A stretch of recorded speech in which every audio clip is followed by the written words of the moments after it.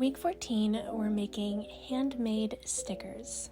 In the past, I've made little cutouts of cute designs for people, but I thought that in order to make them into proper stickers that stick onto things, I'd need a sticker printer and expensive sticker sheets, as well as a digital program to design them. I guess if you want to make them professionally, that is the case, but I never thought about trying to make them myself. So I was always just giving people cutout designs that they could glue or tape to things however they wanted, which unfortunately puts a lot of work on their end to give the gift purpose. Making handmade stickers seems easy enough. You make your design, you cut them out, and use tape and parchment to make them into stickers. But this actually wasn't as easy as it looked. I started out by making a bunch of designs of things I like. Donuts, sukiyaki, cake, books, pie, video games, tea, my dead cat shorty, pancakes. I tried really hard to not make it all food related. I painted them using my watercolors and outlined them with micron pens. The results were quite cute, and I was excited to do the next part the following day. The cutting out part is definitely the easiest and most relaxing part of this process. It just got stupidly difficult from there. Once all the pieces have been cut out and are ready to go, the next step is to put out a sheet of parchment and cover it in tape.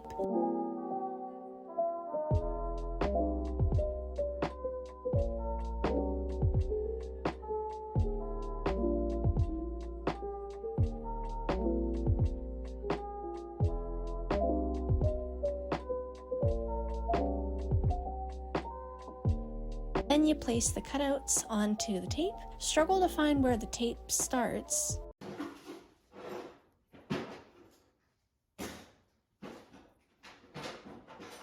Put another layer of tape over top and yeah, hold on, just let me just get that lined up better.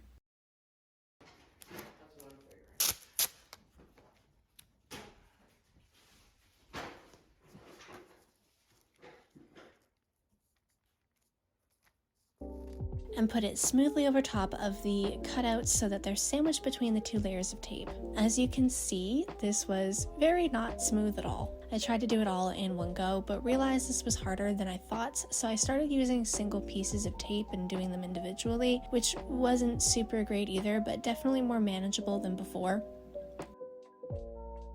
Only slightly though.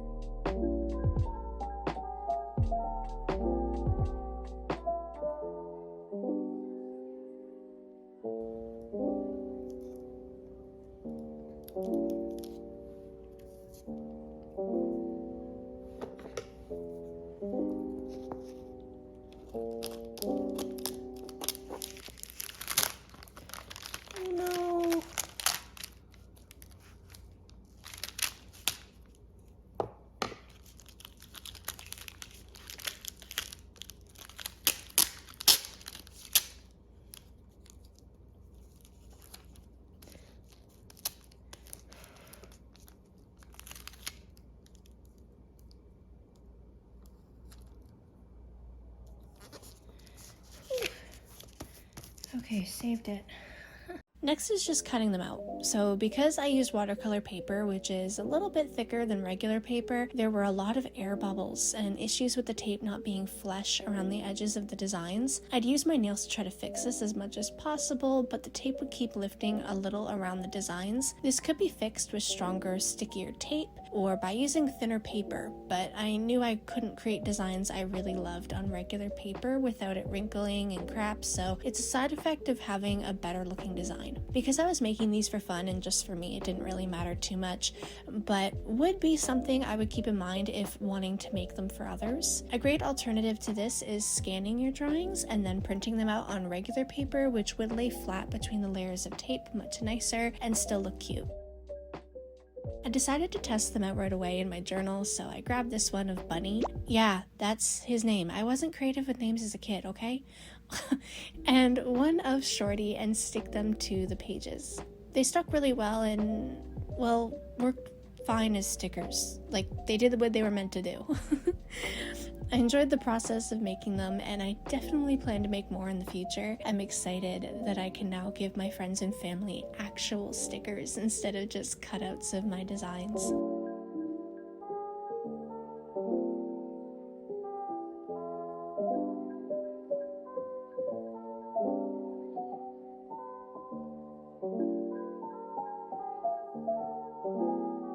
We're doing something a little spicy today. I have never had a rebellious teenage phase. I never had like a reckless, irresponsible early 20s phase. And I feel like now's the time to add a little spiciness to my life. So today we're going to be painting a mural on my wall here. So originally I envisioned painting a massive mural on this wall. I wanted to have like a big rose bush crawling, like going like up the wall, or like vines with roses, but I was pretty set on a rose bush being in this space here, and then around the windows and around the rose bush there would be birds, and this would be done in the romantic style of art. I had a whole like Pinterest board filled with inspo for this concept. I was so excited about it. Oh, as long as there are no spiders, I'm good. But here's the thing, when it came to doing this project, I originally wanted to do this during the summer months. It was originally set for June, and then I had to push it back and do it in July. But it's December. Oh, the eraser is making a damn mess. I wonder if recreating this color would be difficult to do.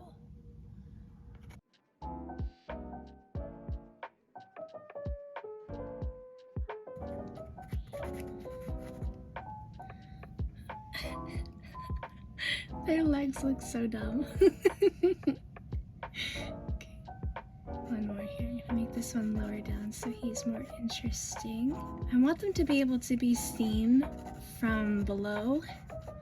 So that's why I'm making them stand up the way that I am, so that they're tall enough. This guy's gonna be perching, I think.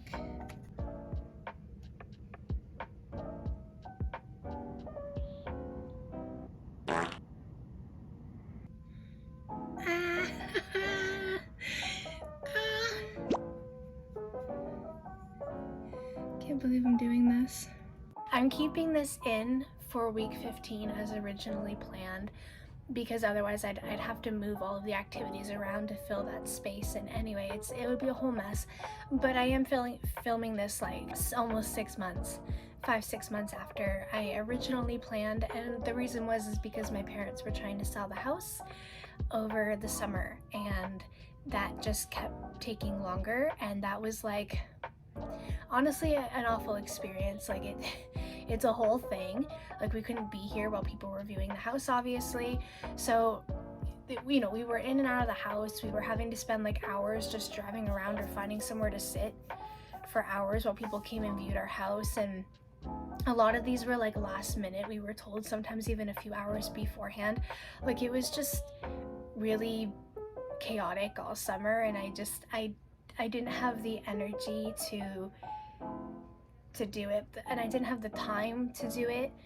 But also, like, it probably wouldn't have looked too good if people came into my bedroom and saw a half-painted mural on the wall. You know, sometimes things like this can look kind of real shitty until they're done. You know, it's like, it's a process when it comes to art, so it's not gonna look great right away, but the finished product will look great, and maybe some people would appreciate it. Some people would just think, oh shit, we're gonna have to paint over that, you know. Like, I wasn't so much worried about the finished product being an issue for people, but rather the state of like progress that people might be seeing might be off-putting. And also, my mom would have yeeted me into the sun for that, because she wanted everything to be pristine every single time someone came to look at the house, and me working on a mural on the wall would have just sent her off the edge, she would have lost it on me. So my phone is about to die, so I'm gonna go have lunch and take a break. I literally thought this was gonna take me like 2 hours max, and so far it's been close to 3 hours, and I'm maybe halfway, I think, with getting them done. My knees hurt so much from standing like this, so I'm gonna take a break. I'm gonna have lunch, kind of give my knees sort of a break, and then I'm gonna come back and see if I can finish them today, hopefully. I had other things I wanted to film and do today, but I want to get these done while we have sunshine, because the next 4 days of the week are going to be cloudy and shitty weather, and I won't be able to see the colors properly, and that's just no good. So I'm dedicating today to this project, which wasn't the plan, but whatever, as long as it gets done. I had to push it back until we were done all that, and thankfully now, you know, the house isn't up for sale anymore. We're taking a break from that, and I figured now is a good time to just paint my walls. That said, I'm not doing the large mural I originally planned. It's just, it would be too time consuming, and I feel like almost essentially pointless. It was different when I was anticipating still living here for quite a while longer. It sort of made sense because then I could like enjoy it, but I'm planning on moving out in the new year. Like within the first few months of the new year, I'm not planning on still living here. Depending on how things go, I'm just realistically not going to be here long enough to enjoy this. My parents are selling this house, so like my parents aren't even going to be able to enjoy a cool mural on the wall, and likely whoever buys this home might not keep this room the way that it is, so it just sort of feels like a waste to paint something really large and beautiful for someone to just demolish it later. And then of course also just the aspect of how long it would take. It would take me quite a while to accomplish something like this, and I just don't have that kind of time. Realistically, like it would take me a week or 2 weeks depending on how much other stuff I'm still trying to work on at the same time, which is a lot of things right now. We're getting close to Christmas actually, and I'm working on gifts for people. I'm working on art for you know, to sell because I'm an artist, and this just sort of would be like another project I'd be adding on to everything else that would take longer to do because it's not the sole thing I'm working on. So for those reasons, we're not going to be doing anything too crazy. I've decided I'm just going to do a few birds perched around my window, and I think I kind of want to do something on the baseboards, like a mouse hole with like a mouse there. I'm definitely going to be doing the birds for sure. I haven't fully decided whether I'm committing to painting the baseboards at all, but if I do, then I do, and I'll show that to you. But if not, then that's fine too. I'm kind of sad that I couldn't do something larger like I anticipated, like I planned to and I wanted to and I envisioned earlier this year. It's just one of those things that's being added to the very long list of things that I didn't do when I had the perfect opportunity to, thinking I would have more opportunities later or that I could do it another time, and then it just ends up being one of those things I never got to do, or that I had to give up for some reason, or I had to quit on. And I feel like I have a lot of those things this year, and I just, over the last few years. So it just kind of sucks to add another thing to the list, but at least I'm doing it in some capacity. I am doing something with it, so I'm happy about that. I grabbed the can of paint that I used for my walls from out of storage, and after my dad spent a good like 5 to 10 minutes mixing it to get it back to normal, I touched up the edges and fixed a few mistakes.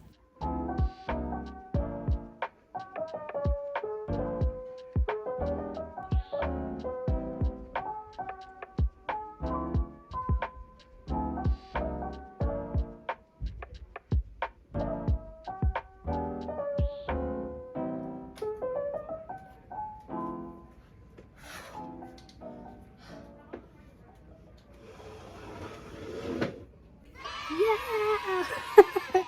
I've been waiting to do this for forever, so finally getting it done feels so good. I didn't get it done the way that I wanted to get it done. I didn't get to do a whole mural or anything, but maybe someday. Maybe not on this wall in this house, but Someday I'm gonna paint a mural like what I was envisioning, and it'll be epic. But for now it's just the birds, and they look beautiful, and they took me all day, so I'm really happy with that. So in total this took me 5 hours and 45 minutes. That's crazy, give or take. It was probably somewhere between 5 to 6 hours to do, just for 5 little birds. It was really great to cross this off of my list of things that I wanted to do. This was one of those things that I was really excited about for last season that I didn't end up doing. I've wanted to do this since, I think I got the idea in 2020. So I've wanted to do it for quite a few years. So I'm happy that at least in some form I've completed that task. I kind of wanted them to be lighter in color, but like paint dries darker than it looks when it goes on, and I always forget that. After I got back from lunch, I tried to sort of mute the colors a little bit, but they're still quite a lot darker than I wanted them. I wanted it more like, I don't know if you can pick up the color, but I wanted it more like this sort of shade, and it's more like baby blue toned, like my eyes, rather than like a muted baby blue tone like this is. So it's not quite the color I wanted, but they still look great. I'm still happy with them. So that's all that matters. So that's it for this week's activity, and I'll see you next week. For this week, I'm doing one of the more relaxed and simple activities and watching a movie. My watch list on Netflix has been steadily growing for months, but I never make time between painting and editing and filming and such to actually sit down and watch any of it. Tonight I decided to finally sit down and watch the second Full Metal movie. I watched the first one on release day a few years ago with my brother, who's a huge Full Metal fan, but I admittedly had never watched the anime or read the mangas prior to watching it. As I've mentioned in previous videos, I'm a huge Heisei Jump fan, and Yamada plays the lead role, so I watched for that reason alone, and getting to watch something that my brother loves that I don't know too much about actually was a great experience. He wasn't here for this one though, so I was watching it on my own with little to no understanding of the storyline that would be unfolding outside of the synopsis. I ate a bunch of food and just sort of chilled out for a few hours, which was fine for a Friday night. The movie was about 2.5 hours, so definitely on the long side, and some parts of the movie felt really dragged out. There's just some things that work well in anime form, but not live action, which is a topic I could do an entire video on, believe me, but otherwise was a fairly entertaining watch. The way it ended was straight up wild. I did not see that shit coming. Seriously, I didn't even know how to process that as someone that didn't know to expect it. I haven't been that shocked by something I'd seen in a show or movie in a while, so it was just a heck of a ride. There are parts of the movie that were barely holding my attention due to aforementioned issues with live action adaptations, but the ending really threw me and left me wanting to watch the third movie as soon as I could. I wasn't able to talk too much about what I thought about the movie in the little review I'm about to show, as I was interrupted by my family, but I will show it anyway. Okay, post-movie washing my face review. I'm gonna give it a solid 8 out of 10. 7.5.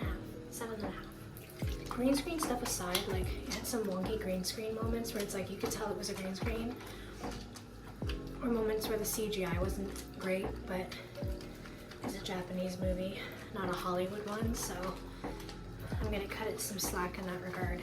It was good for what it was, you know? I tried pinning this curl earlier and I couldn't get it to stay, so I just let it do its thing, but I'm gonna have to get that out of the way. Going into it, I was worried that it was gonna be really overwhelming, because Full Metal, like the first movie, just had so much info back to back, and my brother watched it with me. So if there's anything I needed clarification on, he could pause it to briefly explain, but I don't have him to do that this time, so I was sort of putting it off because it's just, I remember the way the first one was, where it was just a lot of story and a lot of stuff going on, like back to back to back, and a lot of information and a lot of, like, it can be kind of overwhelming. but I actually didn't find it too bad. It was actually pretty easy to follow along with the story and the characters and not get confused as to who's who. So even if you haven't read the manga or watched the anime like me, it's not too difficult to follow along. So that was good. It was interesting and it was quite funny at parts. The only thing I didn't love was the anime acting in some areas. Specific characters did that pretty badly, like Winry. But otherwise, it was really great. I'll watch the third movie next week. Good night, and I'll see you next week. I started an art journal back in January of 2019. Originally, I planned to do one entry a day, following daily journal prompts and decorating the pages in a more free-form way. I didn't even make it through January that year before I stopped and never picked it up again. I wasn't decorating the pages very much, so the art part of it was lost, and I was working on other projects at the time, and I simply couldn't make time for it. So this year, one of my art-related goals was to start my art journal up again. This entry is the one and only one I did this year, but I really enjoy the process, and it reminded me of how fun it can be to just decorate the pages of a journal however I feel that day and not have a plan in mind or anything beforehand. I had a lot of pictures and patterns and stuff left over from all the journal spreads I've done over the last 2 years, so it was nice to make use of some of those. Something I definitely think I'll be making a proper series out of, because I need a reason to use all of this stuff I've collected that's just sitting in my journaling supplies box. Once I decided what pictures I was going to include, the fun part began.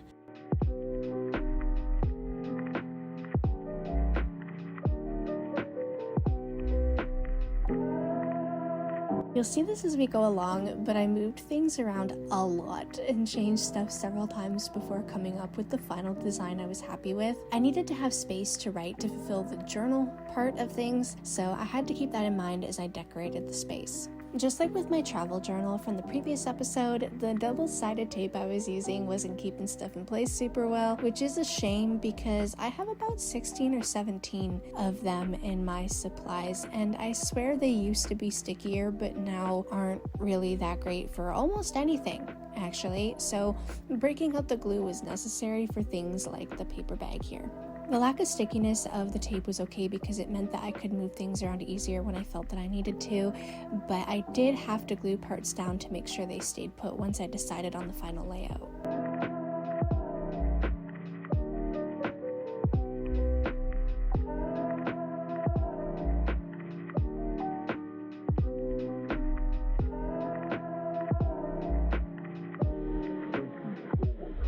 I was happy that this journal gave me a reason to use a lot of the supplies that have been just sitting around waiting for such a long time, like these gold flower stickers or the doilies I got from my great-grandma's house that make for great journal decorating. I decided to use one of these really cute large tags for the journal entry in order to make use of as much of the journal paper real estate as possible, but depending on what the prompt is, I may need more space and can use the paper bag for that purpose.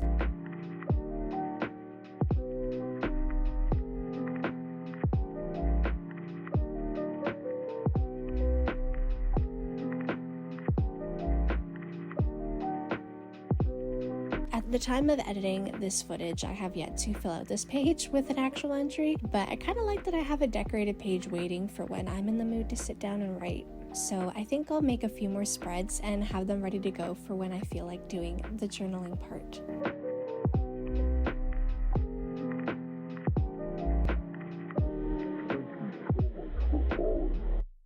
For the final week of this episode, I decided to do another simple activity and browse an online store. One of my favorite stores is 1861, a boutique in Quebec that specializes in vintage-inspired clothing and party and event wear. The latter is how I discovered them.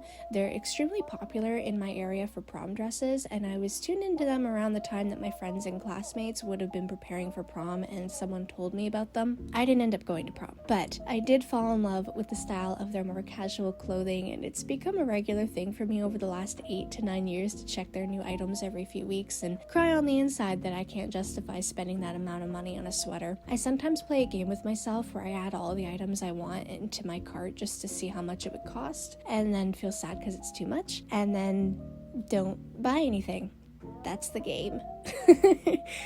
I did buy a few items from them in the autumn of this year, like this purple shirt that I've been eyeing for a few years now at least, but it really takes so much out of me to spend money on anything that isn't a need. The problem with 1861 is that some items sell out and are never restocked, and then some items are restocked and available for years before they stop restocking, but it's impossible to know which category any given item will be in. I've missed out on so many lovely items because I sat on them hemming and hawing for too long, and once I splurged on my birthday and bought an Alice in Wonderland skirt because I was so worried they'd be unavailable later, but they were available for a few years after that, and I lost weight after the purchase and dropped from a large to a small, so now it no longer fits. That's another huge fear of mine, that I'll buy clothes that won't fit later and it'll be a waste, especially when it comes to items like dresses and pants and skirts that really do rely on that waist fitting properly. I even browse the sale section from time to time, but of course all of the items I would want sell out too quickly, and even if there's stuff I do like and keep coming back around to,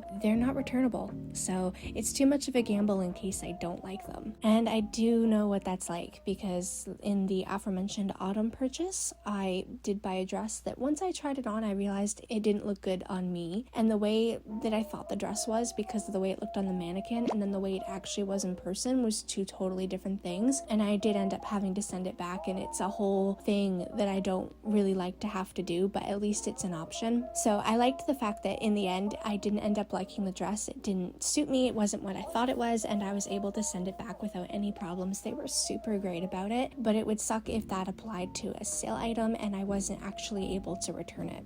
I'm gonna send a picture to my grandmother and get her take. I sent screenshots to my nanny thinking she'd talk me out of buying them, but she actually encouraged me to, which I guess says a lot about how little I choose to buy things for joy. Almost all the items I put in my cart ended up going out of stock before I could purchase them, as I sat on it too long like usual, and they have yet to be restocked. I've been stalking their site every Friday since, waiting for those items to pop up again, or at least items I love just as much, and next time, I won't hesitate to choose joy. Alrighty, that's it for episode 4.